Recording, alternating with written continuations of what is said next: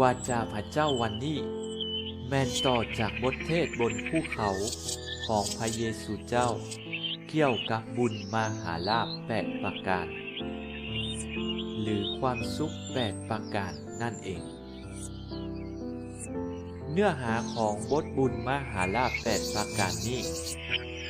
เปรียบเหมือนเส้นทางที่ช่วยพวกเราให้คล้ายคือกับพระบิดาเจ้าสวรรค์คือเป็นผู้ดีบริบูรณ์คำสอนของพระเยซูเจ้าบนภูเขานี้มีความแตกต่างจากคำสอนของพวกฟาริเซลและอาจารย์พระคัมภีร์ยอดคำสอนของพระเยซูเจ้าบ่แม่นอิงเทิงพระธรรมบัญญัติเพื่อตัดสินคนที่กระทำผิดแต่แม่นช่วยคนที่กระทำผิดให้พบกับเส้นทางอันซื่อกง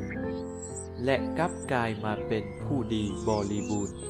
เหมือนกับพระบิดาเจ้าสวรรค์ตัวอย่างว่าพวกฟาริเซลและอาจารย์พระคัมภีร์สอนว่า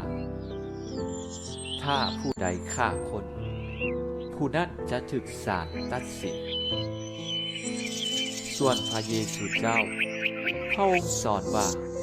ถ้าผู้ใดผิดเถียงกับพี่น้องจะถูกศาลตัดสินหมายว่า